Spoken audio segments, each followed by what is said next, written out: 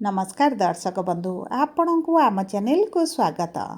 पवित्र हिंदू पूर्णिमा व भाद्रव पूर्णिमा उपलक्षे आपण को अनेक अनेक शुभेच्छा और शुभकामना। आजिर भिडियोटी समस्त कर्कट राशि व्यक्ति विशेषों बहुत अधिक गुरुत्वपूर्ण रही, कारण आपण कर्कट राशि हेबाकु जाउछि चंद्रग्रहण। देखंतु एही सेप्टेम्बर मास 7 तारिख रविवार दिन पड़ुछि हिंदू पूर्णिमा बा भाद्र पूर्णिमा एवं सही दिन हेउछि सबुठारु बड़ एवं दीर्घतम माने 3.5 घंटार चंद्रग्रहण, जहाँ दीर्घ 182 वर्ष परे एही भली संजोगरे हेबाकु जाउछि एवं एहार प्रभाव 12टी जाक राशि उपरे रहिबो। किंतु 4टी राशि उपरे शुभ प्रभाव रहिबा सहित 8टी राशि उपरे अशुभ प्रभाव पड़िबा पाई जाउछि। किंतु आपणक कर्कट राशि उपरे कौन प्रभाव रहिबो ताहा जानिबा पाई आपण आम सह भिडियोर शेष पर्यंत जोड़ी होई रुहंतु एवं निजर व्यस्त बहुल समय मध्यरु मात्र 10 मिनिट समय आपण निज पाई दियंतु। देखंतु दर्शक बंधु, आपणक राशिर स्वामी हेउछंती चंद्रमा एवं सेही चंद्रमा दिहरे लागू अछि ग्रहण एवं ताहा सहित आपणक कुंडलीर अष्टम गृहरे चंद्रग्रहण हेब, जहाकु जातकर एतेटा शुभ बोली मना जाए नहीं। एहाकु मध्य मृत्युतुल्य कष्ट पीड़ार गृह बा मृत्युर गृह बोली मध्य कुंडली रे कुहा जाई थाए। ता सहित आपणकर भाग्यर गृह शनि बक्री होई आपणक अष्टम गृह को प्रभावित करुछंती। तेणुक यही ग्रहण आपणक जीवन में बहुत अधिक प्रभाव पकाइब। तेबे विलंब न करी आसंतु कार्यक्रमटी को आग को बढ़ाइबा एवं जानिबा आपणक कर्कट राशि सेही भाग्यशाली 4टी राशि मानक मध्यरु गोटिए राशि जहा उपरे शुभ प्रभाव पड़िबो ना सेही 8टी राशि मानक मध्यरु गोटिए राशि जो राशि रे अशुभ प्रभाव पड़िबा पाई जाउछि। किंतु भिडियोटी को आरंभ करने पूर्व जदि आपणकर भी कर्कट राशि होता है एवं आपण भी ईश्वर को आंतरिक भक्ति एवं विश्वास करती, तेबे भिडियोटी को लाइक करंतु, कमेंट बॉक्स रे जय जगन्नाथ जय माँ लक्ष्मी अवश्य लिखि दियंतु। ता सहित आपणक मन में जहाँ भी प्रश्न रही जहाँ भी द्वंद्व रही आपण कमेंट बॉक्स रे लिखि जणांतु। आमे आपणक प्रश्नर उत्तर देबा पई यथा संभव प्रयास करिबु। देखंतु विलंब हेले मध्य आपणक प्रश्नर आमे निश्चित उत्तर देबु। ता सहित दर्शक बंधु आम सह जोगाजोग करबा पई वीडियोर मध्य भागरे एक व्हाट्सएप नंबर टिए दिया जाइछि, जो नंबर साहाय्य आपण आम सह जोगाजोग करी निजर नूतन कुंडली प्रस्तुत करि परिबे, कुंडली विश्लेषण कराई परिबे किंबा आपणकर चाकरी विवाह व्यवसाय प्रेम संपर्क को नहीं किछि समस्या रही ताहार सहजरे समाधान करिपारिबे। सेतिपई आपण आम सह शेष पर्यंत जोड़ी होई रुहंतु एवं व्हाट्सएप नंबर माध्यम आम सह जोगाजोग करंतु। एबे आसंतु कार्यक्रमटी को आगକୁ बढ़ाइबा एवं जानिबा आपणक कर्कट राशि रे ही चंद्र ग्रहणर किभଳି प्रभाव पड़िबा पाई जाउछि। किंतु ता पूर्वरु जानिबा एही चंद्र ग्रहण दिन आपणक कर्कट राशि रे नवग्रहर स्थितिटी किभଳି रहिबो। देखंतु आपणकर प्रथम गृह शुक्र, द्वितीय गृह सूर्य बुध एवं केतु, तृतीय गृह मंगल, अष्टम गृह राहु, जो गृह हेबा पाई जाउछि आपणकर चंद्र ग्रहण एवं नवम गृह शनि एवं आपणक द्वादश गृह देवगुरु बृहस्पति विराजमान होइछन्ति, जहाँ फल से ही गृह गुड़िकर से प्रभाव अधिक रहिबो। तेबे सर्वप्रथमे आसंतु जानिबा आपणकर स्वास्थ्य किभଳି रहिबो। देखंतु आपणकर स्वास्थ्य कुंडलीर प्रथम गृहरु जना पड़े एवं आपणक प्रथम गृहर स्वामी हेउछन्ति चंद्रमा। ता सहित आपणक रोग ऋण रिपुर गृहर स्वामी हेउछन्ति देवगुरु बृहस्पति, जी आपणक द्वादश गृह विराजमान करिछन्ति। देखंतु दर्शक बंधु, आपण मानसिक स्तर रे दुश्चिंतार रहिबे, मनरे बहुत गुड़िए असंतोष अनुभव आपण करिपारंती।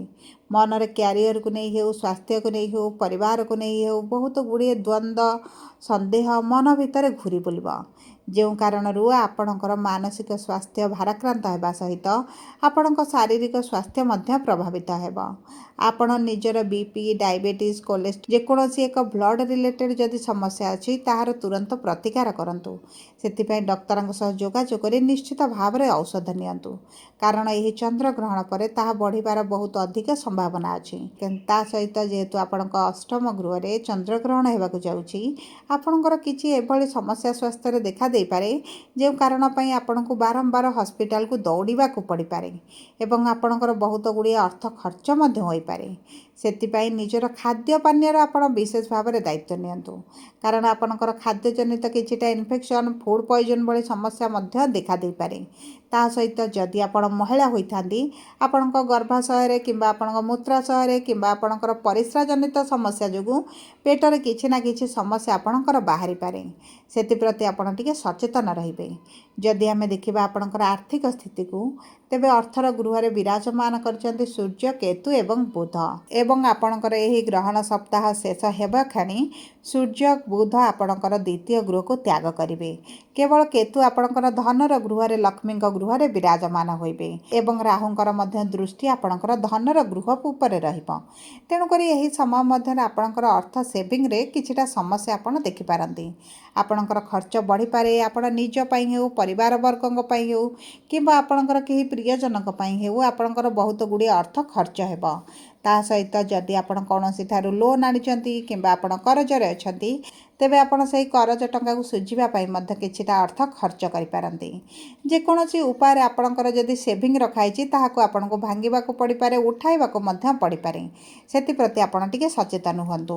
ବିଶେଷ ଭାବରେ ଏହି ସମୟ ମଧ୍ୟରେ ଆପଣଙ୍କର ଆର୍ଥିକ କାରବାର ଯଦି କିଛି ଚାଲିଛି, ତେବେ ଆପଣ କାହା ଉପରେ ଅନ୍ଧ ଭଳି ବିଶ୍ୱାସ କରି ଅର୍ଥ ବିନିଯୋଗ କରନ୍ତୁ ନାହିଁ। ସେଥିପ୍ରତି ଆପଣ ଟିକେ ଦୃଷ୍ଟି ଦେବେ। ଯଦି ଆମେ ଦେଖିବା ଆପଣଙ୍କର ଶିକ୍ଷା କ୍ଷେତ୍ରକୁ, ତେବେ ଶିକ୍ଷାର ଗୃହର ସ୍ୱାମୀ ହେଉଛନ୍ତି ମଙ୍ଗଳ, ଯିଏ ଆପଣଙ୍କ ତୃତୀୟ ଗୃହରୁ କେନ୍ଦ୍ରକୁ ଗୋଚର କରିବେ। ଆପଣଙ୍କ ଶିକ୍ଷା ପ୍ରତି ଆଗ୍ରହ ବଢ଼ିବ, ରୁଚି ବଢ଼ିବ ଏବଂ ଯଦି ଆପଣ ଗଭର୍ଣ୍ଣମେଣ୍ଟ ଚାକିରି କରିବା ପାଇଁ ଚାହୁଁଛନ୍ତି, ତେବେ ଆପଣଙ୍କ ପାଇଁ ବହୁତ ଭଲ ସମ୍ଭାବନାଟି ଅଛି। କିମ୍ବା ଆପଣ ପ୍ରାଇଭେଟ୍ ଚାକିରି ପାଇଁ ଯଦି ବିଦେଶ ଯିବାକୁ ଚାହୁଁଛନ୍ତି, ଆପଣ ଘରଠାରୁ ଦୂରକୁ ଯିବାକୁ ଚାହୁଁଛନ୍ତି, ତେବେ ମଧ୍ୟ ଆପଣଙ୍କର ପ୍ରବଳ ଯୋଗ ବନୁଛି। ଦେଖନ୍ତୁ, ଆପଣ ଯଦି ସରକାରୀ ଚାକିରି ପାଇଁ ଅକ୍ଲାନ୍ତ ପରିଶ୍ରମ କରୁଛନ୍ତି, ଇଣ୍ଟରଭ୍ୟୁ ଦେଉଛନ୍ତି, ଏଣ୍ଟ୍ରାନ୍ସ ଦେଉଛନ୍ତି, ତେବେ ଦେଖନ୍ତୁ ସରକାରୀ ଯୋଗ ପାଇଁ ପ୍ରବଳ ଯୋଗ ବନିଛି। କିନ୍ତୁ ଆପଣଙ୍କର କୁଣ୍ଡଳୀରେ ଯୋଗ ଅଛି କି ନାହିଁ ତାହା ଗୁରୁତ୍ୱପୂର୍ଣ୍ଣ। ଯଦି ଆପଣଙ୍କର କୁଣ୍ଡଳୀରେ ଯୋଗ ନଥିବ, ତେବେ ଆପଣଙ୍କର ଅକ୍ଲାନ୍ତ ପରିଶ୍ରମ ମଧ୍ୟ ବୃଥା ଯାଇପାରେ। ସେଥିପାଇଁ ଆପଣଙ୍କର କୁଣ୍ଡଳୀକୁ ଥରେ ବିଶ୍ଳେଷଣ କରାନ୍ତୁ ଏବଂ ଜାଣନ୍ତୁ ଆପଣଙ୍କର ସରକାରୀ ଚାକିରିର ଯୋଗ ବନୁଛି ବା ବନୁନାହିଁ। ଯଦି ବନୁଛି, ତେବେ ଆପଣଙ୍କ ପରିଶ୍ରମକୁ ଜାରି ରଖନ୍ତୁ। ଯଦି ଆପଣଙ୍କର ଯୋଗ ବନୁନାହିଁ, ତେବେ କେଉଁ କ୍ଷେତ୍ରରେ ଆଗକୁ ବଢ଼ିଲେ ଶୁଭ ରହିବ, ସେହି ମାର୍ଗରେ ଆପଣ ଆଗକୁ ଗତି କରନ୍ତୁ। ଯଦି ଆମେ ଦେଖିବା ଆପଣଙ୍କର ପ୍ରେମ ସମ୍ପର୍କକୁ, ତେବେ ପ୍ରେମ ସମ୍ପର୍କ ଆପଣଙ୍କର ଭଲ ରହିବ। ପୂର୍ବରୁ ଯଦି ଆପଣଙ୍କ ପ୍ରେମ ସମ୍ପର୍କରେ କିଛି ସମସ୍ୟା ଥିଲା, ତାହା ଆପଣଙ୍କର ଦୂର ହୋଇଯିବ। ଆପଣଙ୍କର ସାଥୀ ଆପଣଙ୍କୁ ଅଧିକ କେୟାର ନେବା ଆରମ୍ଭ କରିବେ। ଆପଣଙ୍କ ପ୍ରତି ସ୍ନେହ ପ୍ରେମ ବୃଦ୍ଧି ପାଇବ। କୌଣସି ସ୍ଥାନକୁ ବୁଲିବାକୁ ଯିବା ସହିତ କିଛିଟି ଗିଫ୍ଟର ଆଦାନ ପ୍ରଦାନ ମଧ୍ୟ ହୋଇପାରେ। ଏବଂ ଦେଖନ୍ତୁ, ପ୍ରେମ ସମ୍ପର୍କ ପାଇଁ ଭଲ ସମୟ ରହିଛି। କୌଣସି ବି ବିଶେଷ ସମସ୍ୟା ଆପଣ ଦେଖିବେ ନାହିଁ। ଯଦି ଆମେ ଦେଖିବା ଆପଣଙ୍କର ବିବାହର ଯୋଗକୁ, ତେବେ ଦେଖନ୍ତୁ ଆପଣଙ୍କ ବିବାହର ଗୃହର ସ୍ୱାମୀ ହେଉଛନ୍ତି ଦେବଗୁରୁ ବୃହସ୍ପତି, ଯିଏ ଆପଣଙ୍କ ଦ୍ୱାଦଶ ଗୃହରେ ବିରାଜମାନ ହୋଇଛନ୍ତି। ତେବେ ଦେଖନ୍ତୁ, ଯଦି ଆପଣଙ୍କର କର୍କଟ ରାଶି ଏବଂ ଆପଣ ବିବାହରେ ବହୁତ ଗୁଡ଼ିଏ ଅର୍ଚନ ସମସ୍ୟା ଦେଖିଲେଣି, ତେବେ ମନେ ରଖନ୍ତୁ ଦର୍ଶକ ବନ୍ଧୁ, ଆପଣଙ୍କ କୁଣ୍ଡଳୀରେ ଗୁରୁ ପୀଡ଼ିତ ଅଛନ୍ତି କିମ୍ବା ଆପଣଙ୍କର ଗୁରୁ କୌଣସି ଦୋଷରେ ପୀଡ଼ିତ ଥାଇପାରନ୍ତି, ଯେଉଁଥିପାଇଁ ଆପଣଙ୍କର ଶୁଭ କାର୍ଯ୍ୟକ୍ରମ ହେଉନାହିଁ ବା ଘରେ କୌଣସି ମାଙ୍ଗଳିକ କାର୍ଯ୍ୟକ୍ରମ ହୋଇପାରୁନି। ସେଥିପାଇଁ ଆପଣଙ୍କର କୁଣ୍ଡଳୀକୁ ବିଶ୍ଳେଷଣ କରାନ୍ତୁ ଏବଂ ଜାଣନ୍ତୁ ଆପଣଙ୍କର ବିବାହର ଯୋଗ କେବେ ରହିଛି, ରବି ସୁଦ ଗୁରୁ ସୁଦ କେବେ ଆସୁଛି, କିମ୍ବା ଆପଣଙ୍କର ଯଦି ପୂର୍ବରୁ ବିବାହକୁ ନେଇ ବହୁତ ଗୁଡ଼ିଏ ସମସ୍ୟା ଚାଲିଥିଲା, ତେବେ ସେହି ସବୁ ସମସ୍ୟା ଆପଣଙ୍କର ଧୀରେ ଧୀରେ ଦୂର ହୋଇଯିବ। ଯଦି ଆମେ ଆପଣଙ୍କର ବୈବାହିକ ସମ୍ପର୍କକୁ ଦେଖିବା, ତେବେ ସମ୍ପର୍କ ଆପଣଙ୍କର ପୂର୍ବ ଭଳି ବହୁତ ଅଧିକ ଭଲ ରହିବ। ଆପଣଙ୍କ ସାଥୀଙ୍କ ସହିତ ଆପଣ ଭଲ ସମୟ ଅତିବାହିତ କରିବେ। କୌଣସି ସ୍ଥାନକୁ ବୁଲିବାକୁ ଯାଇପାରନ୍ତି। ଉଭୟଙ୍କ ମଧ୍ୟରେ ବୁଝାମଣା ନିଶ୍ଚିତ ଭାବରେ ବୃଦ୍ଧି ଘଟିବ। ଏବଂ ଦେଖନ୍ତୁ, ଆପଣଙ୍କ ସାଥୀ ଆପଣଙ୍କୁ ଇମୋସନାଲ ସପୋର୍ଟ ଦେବା ଆରମ୍ଭ କରିବେ। ମାନସିକ ସ୍ତରରେ ଆପଣଙ୍କୁ କିଭଳି ମଜବୁତ କରିବାକୁ ହେବ, ସେହି ବିଷୟରେ ମଧ୍ୟ ଆପଣଙ୍କୁ ପ୍ରେରଣା ଦେବେ। ତେବେ ଦେଖନ୍ତୁ, ବୈବାହିକ ଜୀବନ ସୁଖମୟ ହେବ। ଯଦି ଆମେ ଦେଖିବା ଆପଣଙ୍କ କର୍ମକ୍ଷେତ୍ରକୁ, ତେବେ କର୍ମର ଗୃହର ସ୍ୱାମୀ ହେଉଛନ୍ତି ମଙ୍ଗଳ, ଯିଏ ଆପଣଙ୍କ କେନ୍ଦ୍ରରେ ବିରାଜମାନ କରି, ଚତୁର୍ଥ ଗୃହରେ ବିରାଜମାନ କରି ଆପଣଙ୍କ ଦଶମ ଗୃହକୁ ଦୃଷ୍ଟି ଦେବେ। ତେଣୁକରି ଆପଣଙ୍କ କର୍ମକ୍ଷେତ୍ରରେ ଆପଣ କିଛି ବି ସମସ୍ୟା ଦେଖିବେ ନାହିଁ। ଯଦି ବି ଆପଣଙ୍କର ପୂର୍ବରୁ କିଛି ସମସ୍ୟା ଥିଲା ଭଳି ଅନୁଭବ କରୁଛନ୍ତି, ତେବେ ତାହା ଦୂର ହୋଇଯିବ। କିନ୍ତୁ ଆପଣ ଯଦି ଏହି ସମୟ ମଧ୍ୟରେ ଭାଗ୍ୟ ଭରସାରେ କୌଣସି କାମ କରନ୍ତି, ତେବେ ଆପଣ ପଛରେ ରହିଯିବେ। ଆପଣଙ୍କ ଭାଗ୍ୟ ଆପଣଙ୍କୁ ଧୋକା ଦେଇଦେବ, କାରଣ ଆପଣ ଆପଣଙ୍କ ଭାଗ୍ୟର ଗୃହରେ ଶନି ବିରାଜମାନ ହୋଇଛନ୍ତି। ସେଥିପାଇଁ ଆପଣ ନିଜ କର୍ମ ଉପରେ ଭରସା ରଖନ୍ତୁ। କର୍ମ ଆପଣଙ୍କୁ ବହୁତ ଆଗକୁ ନେଇଯିବ। କିନ୍ତୁ ଭାଗ୍ୟ ଭରସାରେ ରହିଲେ, ଯଦି ଆପଣଙ୍କ କୁଣ୍ଡଳୀରେ ଶନି ଭଲ ଅଛନ୍ତି, ତେବେ ଭାଗ୍ୟ ଭରସାରେ ରହିଲେ ତେବେ ଆପଣଙ୍କୁ ଉଚ୍ଚ ଫଳ ପ୍ରାପ୍ତି ହେବ। ଯଦି ଆପଣଙ୍କର କୁଣ୍ଡଳୀରେ ଶନି ଖରାପ ଥିବେ, ତେବେ ଆପଣଙ୍କ ଭାଗ୍ୟ ଭରସାରେ ଯାହା ବି କରନ୍ତୁ ନା କାହିଁ, ଆପଣ ବିଫଳତା ଦେଖିବେ, ବିଳମ୍ବ ଦେଖିବେ, ନିରାଶତାର ସମ୍ମୁଖୀନ ହୋଇପାରନ୍ତି। ସବୁ ପରେ ଦେଖନ୍ତୁ, ଆପଣଙ୍କର ଅଶୁଭତ୍ୱକୁ ଦୂର କରିବା ପାଇଁ ଆପଣ ସେହି ଗ୍ରହଣ ଦିନ ସନ୍ଧ୍ୟା ସମୟରେ ଦୁଆର ମୁଣ୍ଡରେ ଦୀପଟିଏ ପ୍ରଜ୍ୱଳିତ କରନ୍ତୁ। ତା ସହିତ ସନ୍ଧ୍ୟା ସମୟରେ ସୂର୍ଯ୍ୟ ଅସ୍ତ ପରେ ଆପଣ ଚନ୍ଦ୍ରଙ୍କର ବୀଜ ମନ୍ତ୍ର ଜପ କରନ୍ତୁ ଏବଂ ଚେଷ୍ଟା କରନ୍ତୁ ଚନ୍ଦ୍ରଗ୍ରହଣ ପରଦିନ କିଛି ଚିନି କିମ୍ବା କିଛି କ୍ଷୀର ଆପଣ ଦାନ କରିବା ପାଇଁ। ଏହା ଆପଣଙ୍କ ପାଇଁ ବହୁତ ଅଧିକ ଭଲ ରହିବ। ଯଦି ଆପଣଙ୍କର କର୍କଟ ରାଶି ହୋଇଥାଏ, ଭିଡ଼ିଓଟି କିଭଳି ଲାଗିଲା କମେଣ୍ଟ ବକ୍ସରେ ଲେଖି ଜଣାନ୍ତୁ। ଯଦି ଆପଣଙ୍କ ପ୍ରିୟଜନଙ୍କର କର୍କଟ ରାଶି ହୋଇଥାଏ, ଭିଡ଼ିଓଟି ତାଙ୍କ ସହ ସେୟାର କରନ୍ତୁ। ଯଦି ପ୍ରଥମ ଥର ଆମ ଚ୍ୟାନେଲକୁ ଆସିଛନ୍ତି, ଚ୍ୟାନେଲଟିକୁ ସବସ୍କ୍ରାଇବ୍ କରନ୍ତୁ। ପାଖରେ ଥିବା ବେଲ୍ ଆଇକନ୍କୁ ପ୍ରେସ୍ କରନ୍ତୁ। ଧନ୍ୟବାଦ।